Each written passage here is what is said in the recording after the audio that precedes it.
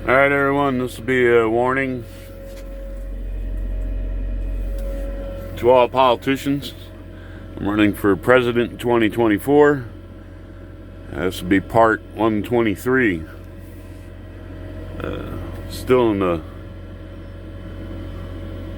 lovely city of Las Vegas. Just got my truck out of the shop this evening after sitting here all day and waiting, and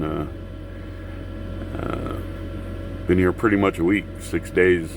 Anyway, tomorrow night would make it a complete 7. Well, actually, this evening, as it's like 2 in the morning here now, whatever, would make it a complete week. Waiting for a part that was no bigger than your everyday old style automotive fuse, which is a tiny little filter inside the DEF system of the truck. Hopefully that's what it was. They put it all back together, did a regen, and all the lights are off and everything, but as it was, where I have to deliver 640 miles away, there was no way, after sitting here all day, being up since 6 in the morning, I was going to get there. So, and with Thanksgiving coming, if I don't get there today, just either gonna have to babysit the load till Monday, presumably, because I'm assuming they're not gonna be receiving on Friday, but I'll find out this morning. Tried to get some clarification as to whether I should head that way or if I should take it to our drop yard and be able to drop it there and get something else to go, because I asked them about that today, and said, hey, instead of being stuck with this thing until Monday, let me take it up there, which would put it about halfway to where it has to go, and maybe somebody can pick it up on the weekend and deliver it Monday. And who was looking to go that way? But apparently they didn't have any information on night dispatch as to what I should do, and said I'll have to talk to everybody in the morning when they come in. So being's kind of at the fork in the road. It's either I head up that way and then towards the customer, and if they're not going to take it till Monday and they decide to have me take it to the drop yard, I got to double back and head there. Or if I head for the drop yard and they tell me, no, you've got to keep it until Monday or something, then I win. It's basically 140 miles longer going through the drop yard instead of taking the direct route to the receiver. So here I sit.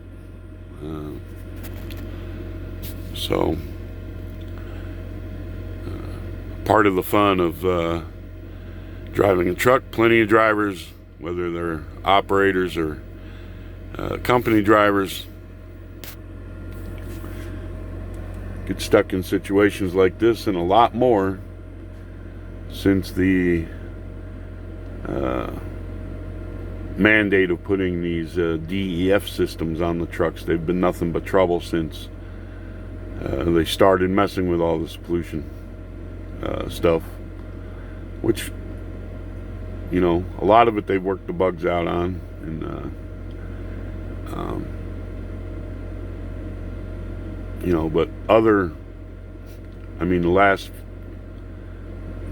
4 trucks I've had, the only problems that I've ever had have been with the DEF system.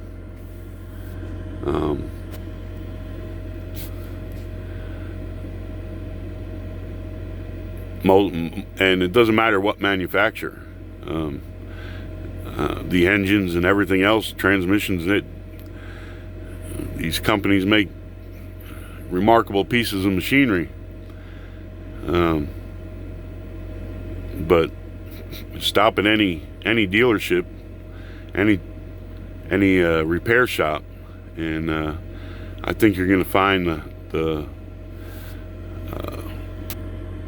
majority of drivers sitting around and losing money, not making any money. The majority of the trucks being worked on are all because of these DEF systems. And usually once you get a problem with them, it'll be an ongoing problem. Another thing you have to deal with is, sometimes it'll be that day, the next day, or within a week, you'll be going down the road and all the same fault codes will pop up on the dash and the lights will come on and all that, and you have to go back to a dealership. Sometimes it'll take them 3 or 4 times of you going in and out of the shop before they figure out exactly what the hell the problem is.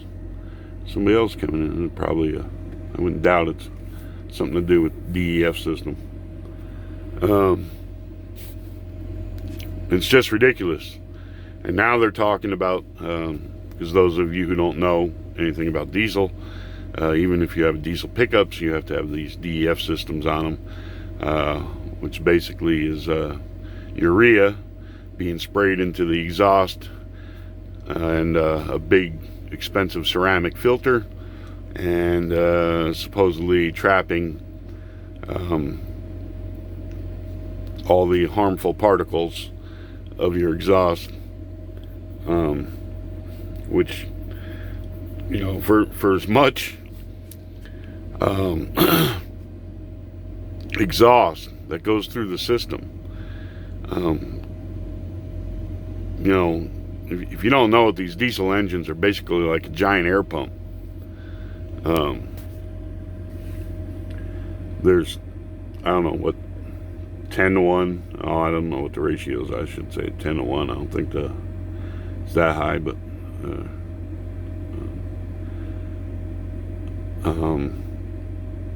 whatever the ratio, air to fuel going into the engine, you're definitely putting way more air into the engine than you are fuel.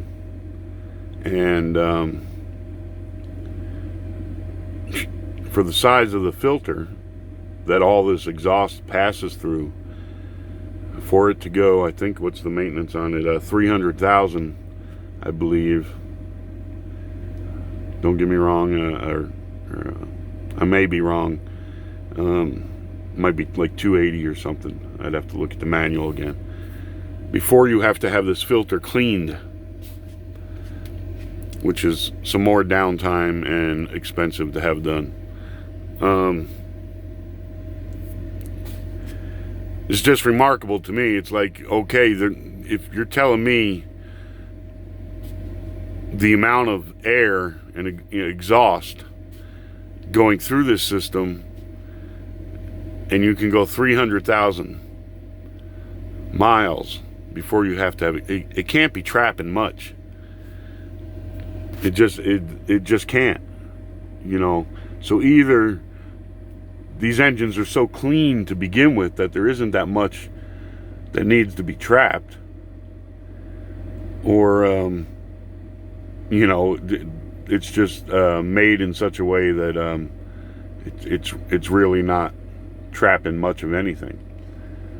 So either way, it's kind of a useless expense and a bunch of useless crap to have on the truck. It has affected drivers' lives and truck company owners' lives, small fleets I'm talking about, having to deal with all the costs and all the downtime, not to mention people who are waiting on their goods. I asked them from the beginning if they could repower this load. Apparently they couldn't find anybody who wanted to go up to where it's going, and so it's going to a job site. Kept telling them every day, hey, did you get a hold of the customer? And they keep, telling me they left voicemails. So,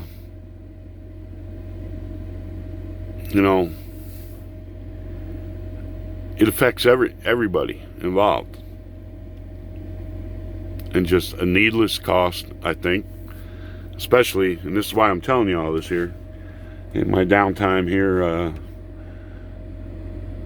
watching a lot of stuff about COVID and a lot of stuff about global warming, quote unquote, global warming or climate change, whatever you want to call it. And I watched this one video called, it's by the what was it, Information Institute. I'll have to look at it, but it was a scientist named Willie Soon, Soon, and also another one, I think it was Elliot Bloom. It was a few guys, and each of them came from a different scientific background. And so and you always hear associated with climate change and all this, the greenhouse gases, and CO2. And so they're very thorough, and they go through actual data on CO2 and on the planet. And one of the things they point out is that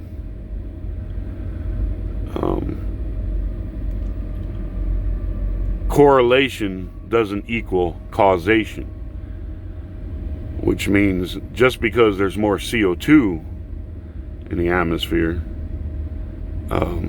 which is very subjective depending on whose research you use and how it was gathered, and saying that it's related to, quote unquote, if there is climate change, because even that is near impossible to detect on a global scale.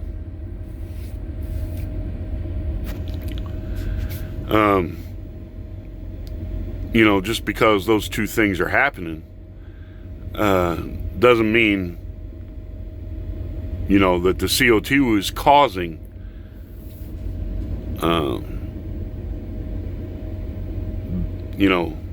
that to happen. So they say there's a lot more data that has to be included, and that the planet is so huge, and the amount of time, the cycles that the Earth's been here for billions of years, and the cycles it's gone through and everything. You have to look at the whole big picture. You just can't look at the last 100 years and say, oh, this proves we're causing catastrophic change to the atmosphere. And they go into a lot of things. Some of the people even pointed out in the audience who were my age or older, when they had the question and answer session, whatever happened with the ozone? We were all supposed to die because of the hole in the ozone. And they changed all the refrigerants and everything in everything having to do with air conditioning and your spray cans and all those types of things. And he pointed out, the doctor said, we're like one of the few countries that did change anything, and it's still the stuff they say causes ozone depletion is still being used around much of the world. But magically the ozone got better, and you don't hear about it no more. I mean, that was just the big threat back when I was young. The ozone, you gotta do something about the ozone, we're all gonna die. That, and they were telling us there was gonna be a global freeze because of the pollution. Gonna be a global freeze, gonna be another ice age.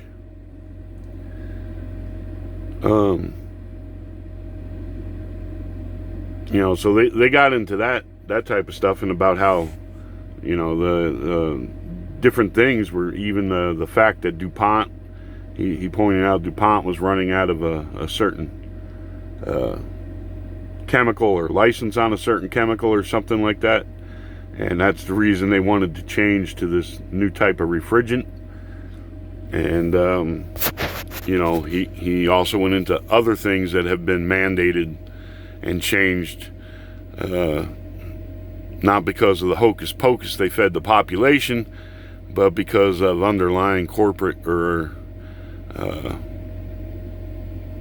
political powers, wagging the dog and using those things to have things changed or mandated in their favor. Excuse me. So, it's like I've said for a long time, not only does 2020 seem like Cuomo the clown just is getting some kind of Emmy from some international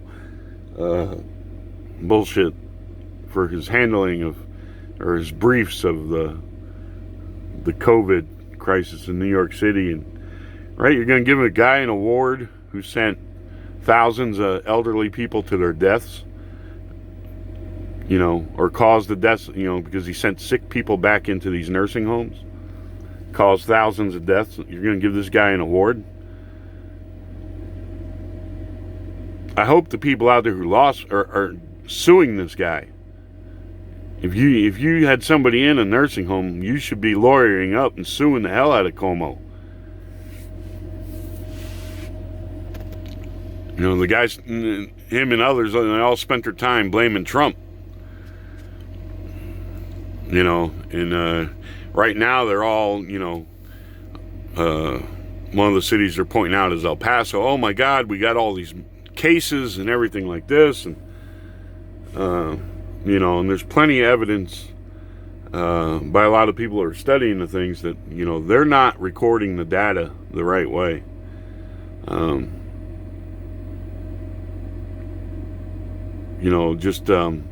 If somebody checks into the hospital for a totally different reason and they happen to have COVID,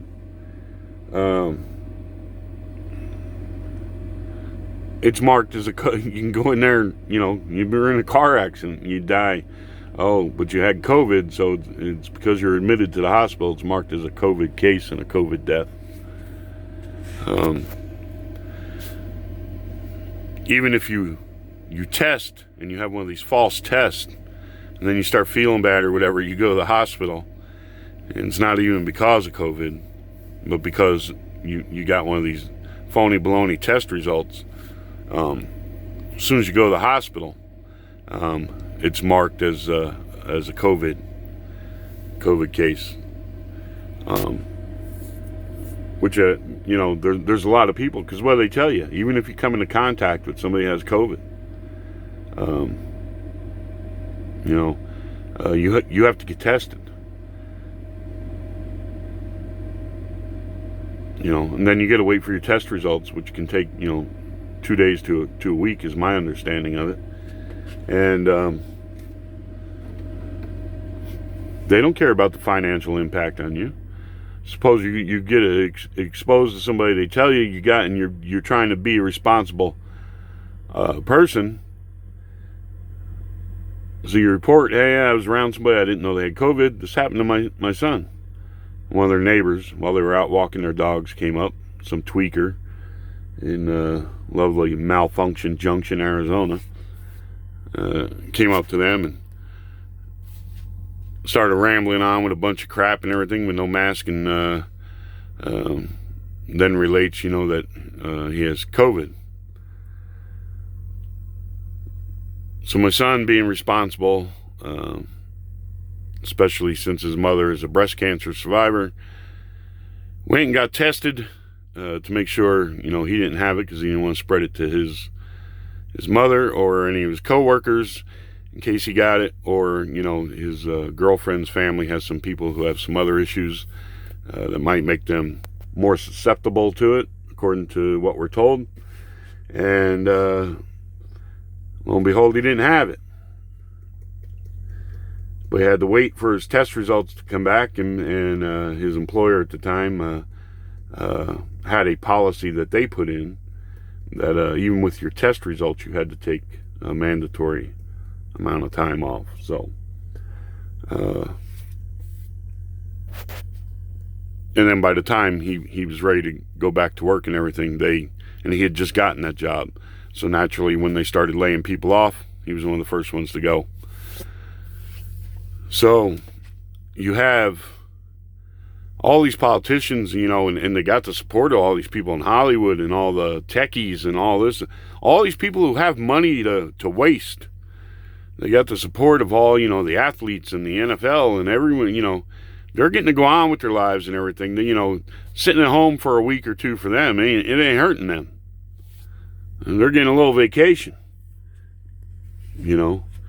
Oh my God, if I see one more show in TMZ or any kind of show showing that the hardships of these people in Hollywood and stuff, everything of having to stay at home and all this and everything, I'm gonna puke, man. I'm just gonna heave.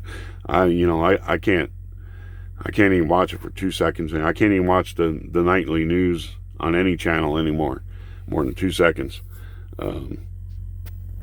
It's outrageous. And I don't know if you all feel the same way, but I really think we're in a time in America, it's the Twilight Zone, where the news media they're running with agendas. There's some kind of force, whether it's UN or whatever it is, that anybody who doesn't get on board with these agendas, they're somehow going to demonize you, assault your character, call you, a truth denier or a flat earther, what have you. Since the beginning of this, I said, you got to do, since COVID, no big deal. They require you to have a mask, stay away from people, wash your face and hands. Not hard stuff to do. But these shutdowns are insane. They are absolutely insane the way they have affected small business people across this country, school children across this country. And you got people screaming, well, Trump didn't wear a mask and that made more people die. Give me a break. Give me a friggin' break. It's absolutely ludicrous. And he left it up to states for the governors to decide, and people in their states decide, hey, you want to take more drastic steps, that's up to you. Oh, he's not showing leadership and all this. That is leadership. I'm sure he was talking to a lot of scientists. He was getting, both sides of it. Same thing with global warming. Politicians get both sides of it, I'm sure. And I think it comes down to who's lining their pockets more, is why more of them are going along with this global warming stuff. And since, I don't think Trump was in, I don't want to put him up on some kind of pedestal and say, the guy was untouchable. He never did anything towards, did anything to benefit anybody who supported him or anything like that. I don't know. It would be nice to have somebody who's completely independent and just, no matter who it was, said, no, that's bullshit. We're not doing that. We're doing for the nation, for the people of the nation first. Totally.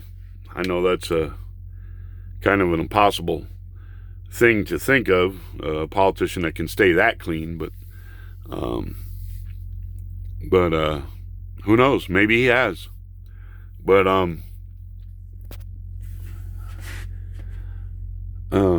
he left it to the governors and stuff, and what they're going to do, and how they should instruct their citizens. And you can look at California. A lot of the citizens of California are not happy with what Gruesome Newsom has done the whole time.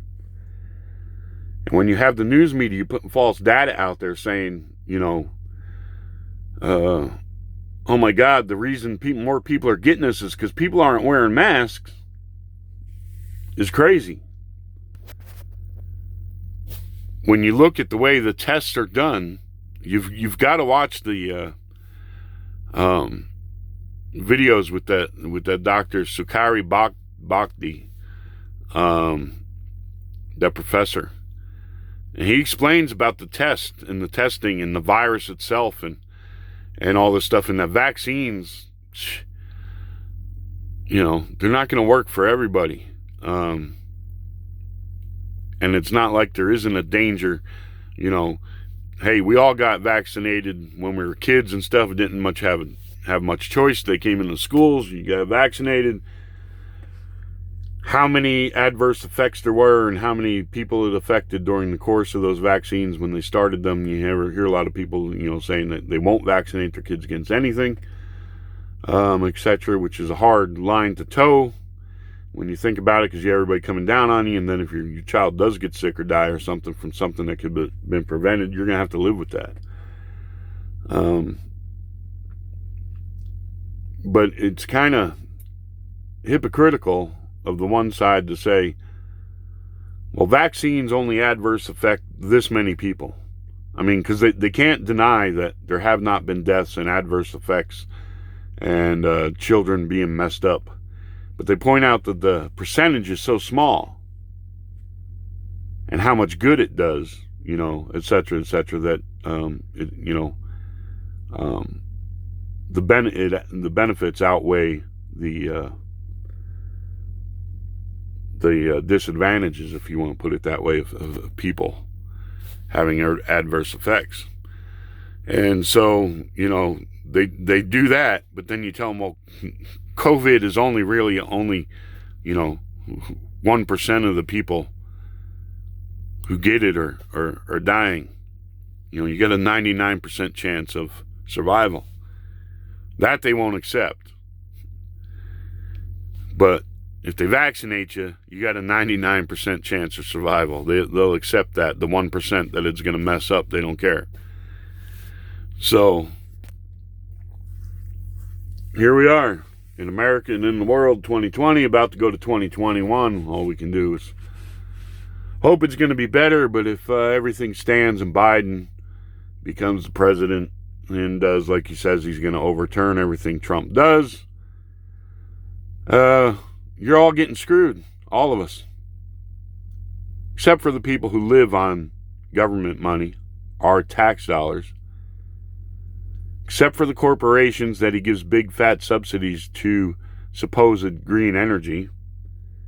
There are plenty of people out there who can't get the time of day on national television.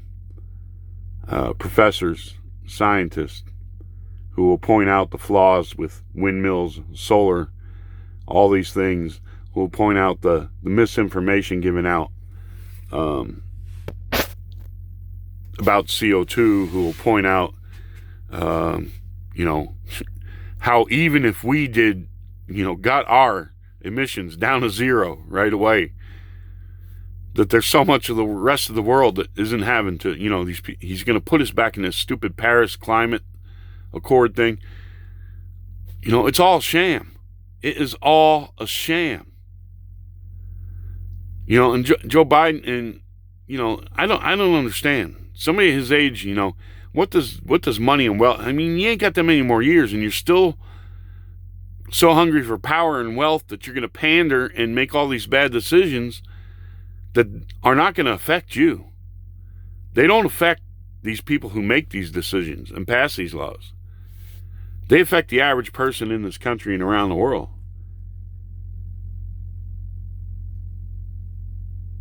So Joe Biden could care less if all the information, anything that he passes, getting us into the climate, he could care less if any of that